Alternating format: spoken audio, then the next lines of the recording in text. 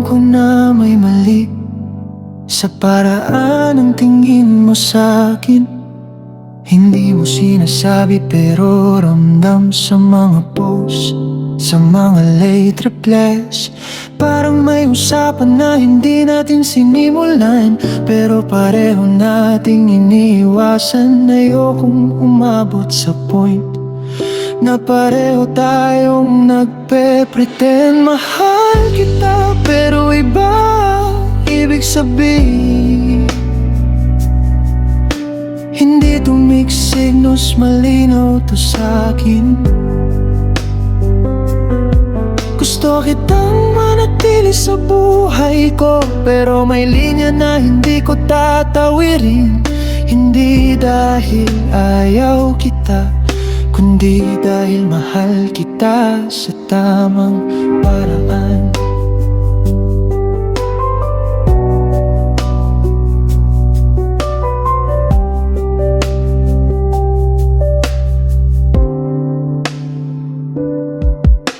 Hindi ko ginamit yung lambing mo, hindi ko pinatagal yung baka sakali. Mas okay na tahimik na totoo kesa maingay pero pilit. Hindi kita iiwasan, hindi kita lalayuan. Gusto lang kitang protektahan mula sa maling inaasahan. Mahal kita pero hindi ganun, at sana alam mong sapat ka.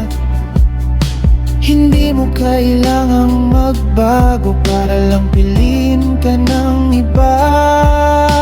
Hindi kita ayusin dahil hindi ka naman sira. Hindi kita babaguhin kung sino ka at kung ano ang gusto mo. Mahal kita, obo, pero hindi tayo talo.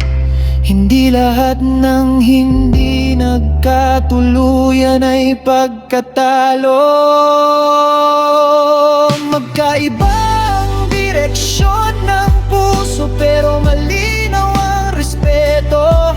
Best friend ka at mananatili, walang awkward, walang ilangan. Mahal kita sa paraang kaya ko. Doon, hanggang doon lang.